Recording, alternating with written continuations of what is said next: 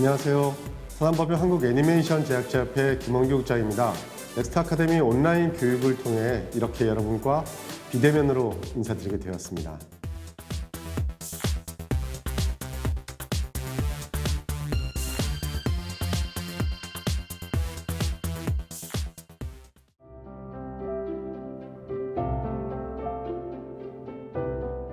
제가 설명드릴 파트는 해외 유명 애니메이션 마켓에 대한 트렌드 정보입니다.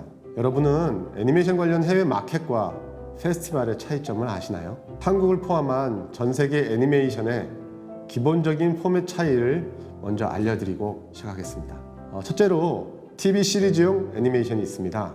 TV라는 플랫폼을 이용한 콘텐츠들이며 30분물이 한 편으로 총 13편이 기본적인 한 시즌으로 알려져 있습니다. 두 번째로는 극장용 애니메이션입니다. 여러분께서 극장에서 만나게 되는 60분 남짓한 러닝타임을 가진 콘텐츠들이죠. 이 또한 오리지널 극장용 애니메이션과 TV 시리즈에서 극장용으로 제작된 케이스들이 있습니다. 마지막으로 세 번째는 독립 단편 애니메이션입니다. 이런 독립 단편 애니메이션들은 TV와 극장, 온라인 등 다양한 플랫폼에서 만나게 되는 콘텐츠들이죠. 주로 애니메이션을 전공한 학생 개인들이 제작한 다양한 러닝타임을 가지고 있습니다. 오늘 여러분께 설명할 애니메이션 관련 해외 마켓에서 주로 만나서 사업적인 제작, 투자, 판매가 이루어지는 콘텐츠는 TV 시리즈 애니메이션입니다. 대표적인 작품으로 2013년 립컴에서 공개된 슈퍼윙스 시리즈가 있습니다. 한국 퍼니플럭스 엔터테인먼트에서 기획 제작된 이 작품은 2014년 중국 알파그룹과 공동 투자 및 제작 계약을 맺었고 미국의 리틀 에어프레임 프로덕션스와 함께 참여도 만들어내었습니다. 해외 페스티벌에 참석하는 콘텐츠는 여러분에겐 더 친숙한 극장용 애니메이션이나 독립 단편 애니메이션의 경우가 대부분입니다. 사업적인 접촉보다는 시상이라는 부분과 관객에게 선보이는 것에 더 주력하고 있다고 보아집니다. 최근 개봉한 기기괴괴 성형수는 앙시 페스티벌에 참가하여 콩트르샹 장편 부문 후보에 올랐다고 합니다. 상업적인 목적으로 한 공동 제작, 투자형 콘텐츠는 마켓에 참가하고 시상과 관객, 홍보를 목적으로 한 콘텐츠는 페스티벌에 참가하는 것이 통상 관례입니다. 최근 2019년을 중심으로 하여 애니메이션 기업들이 참가한 국가별 유명 해외 마켓들의 종류와 특징을 살펴보면 그동안 애니메이션 관련 해외 마켓의 참가는 정부 주도하에 시작되었고 지금도 한국콘텐츠진흥원이 그 참가 주도를 맡고 있습니다. 이렇게 해외 마켓을 통해 어떤 성과를 얻었는지 그 성과가 뜻하는 것이 무엇인지 알려드리겠습니다. 끝에서는 현재 세계가 직면한 코로나 팬데믹 상황에서 해외 마켓의 미래도 함께 예상해 보도록 하겠습니다.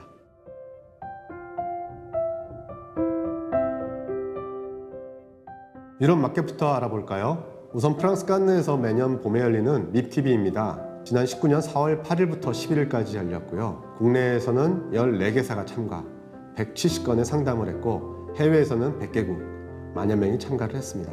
1963년 프랑스에서 출범한 밉TV는 전 세계 TV 프로그램의 견본시장입니다. 프랑스에서는 영화제로 유명한 칸느를 TV 매체도 함께하는 견본시장으로 만들고자 인프라를 구축했습니다.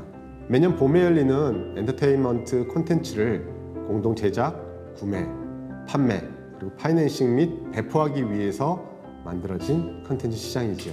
립컴과 더불어서 손에 꼽는 세계적인 마켓이지만 최근 TV 시장이 뉴미디어 플랫폼으로 이동하는 속도만큼 빠르게 축소되고 있다는 소식입니다.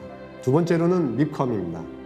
역시 프랑스 칸느에서 매년 가을에 열리고요. 작년에는 10월 14일부터 17일 동안 열렸습니다.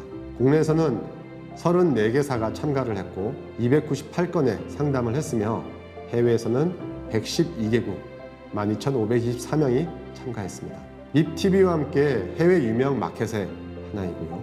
매년 가을에 열리지만 뉴미디어 시장을 타겟으로 하기 때문에 밉TV가 축소되는 것에 비해 더 많은 국가와 기업들이 늘고 있는 추세입니다. 해외 애니메이션 마켓이라고 말씀은 드렸지만 실제 애니메이션 작품만을 다루는 마켓은 많지 않다는 것이 현실입니다. 대부분 영화, TV, 애니메이션을 함께 다루는 마켓들로 시작되었고 그들이 아직도 주류를 이루고 있습니다.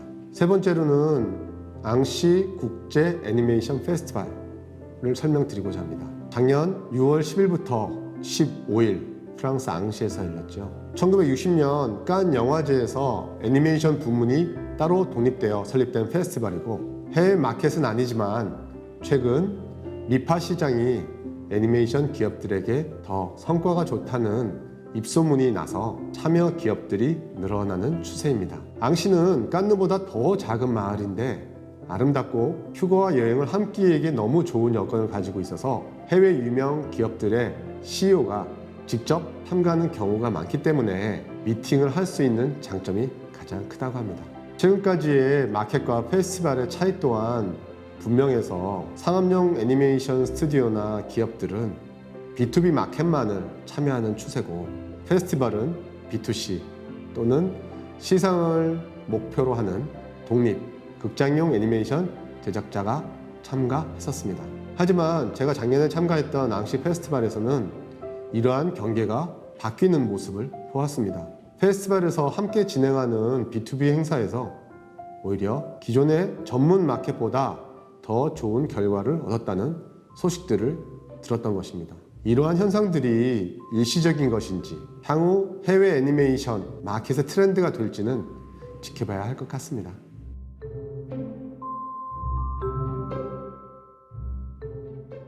다음은 북미 마켓에 대해서 알아보겠습니다. 미국 마이애미에서 2019년 2월 11일부터 14일까지 열렸던 키즈스크린 서밋입니다. 국내 26개사가 참가했고 246건의 상담, 그리고 해외에서는 55개국 2233명이 참가했습니다. 매년 마이애미에서 열리는 애니메이션 견본 시장으로 해당 해에 가장 빠른 시기에 열리는 애니메이션 견본시입니다.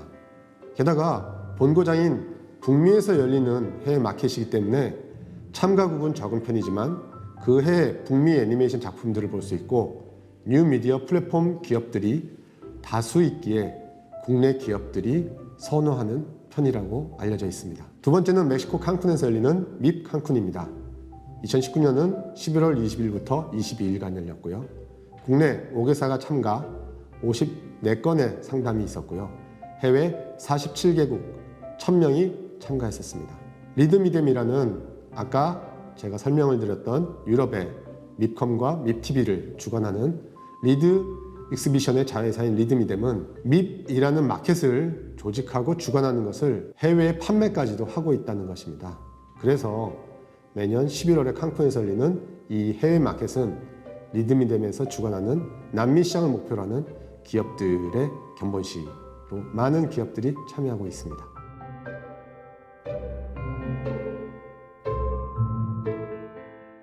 다음으로 중국 마켓입니다. 시카프 발음은 이렇게 되고요. 중국 항저우에서 작년 4월 29일부터 5월 1일까지 열렸습니다. 국내에 18개사가 참가해서 196건의 상담을 했고요. 해외에서는 20개국 1,900명이 참가를 했었습니다.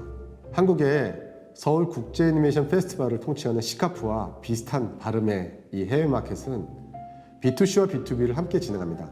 중국 시장은 저희 입장에서 보기엔 접근성이 좋고 문화적 차이가 크게 없는 편이라서 많은 한국 기업들이 선호하는 시장입니다. 또한 해마다 커지는 마켓입니다. 그 시장성에서 동서양을 불문하고 전 세계적으로 앞으로도 더욱더 커질 시장이라고 모든 기업들이 바라보고 다가가고 있습니다.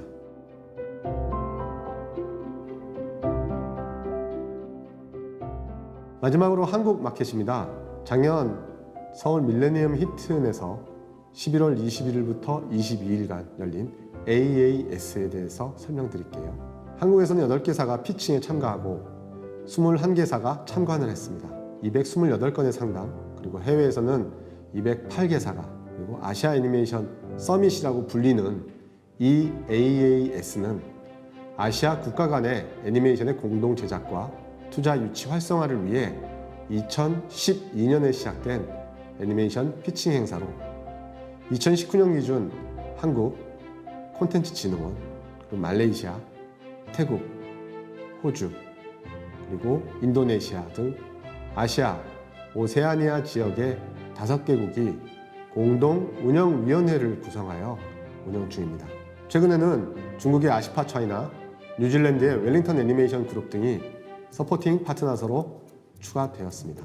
매년 약 30개 내외의 피칭 프로젝트가 참여하는 아시아 애니메이션 서밋은 아시아 및 북미, 유럽 제작사와 방송, 배급사 등이 애니메이션 산업 관련 종사자 200여 명이 참석한 가운데 공동 제작과 투자 유치를 위한 애니메이션 피칭을 중심으로 진행하였습니다. 다음은 SPP입니다.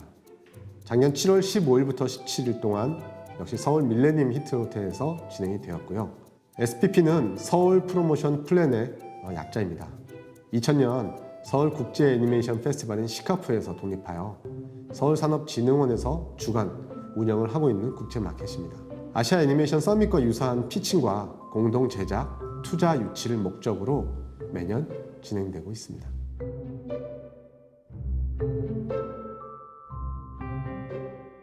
이제 여러분과 함께 해외 마켓의 참가 의미와 성과에 대해서 얘기를 해보겠습니다.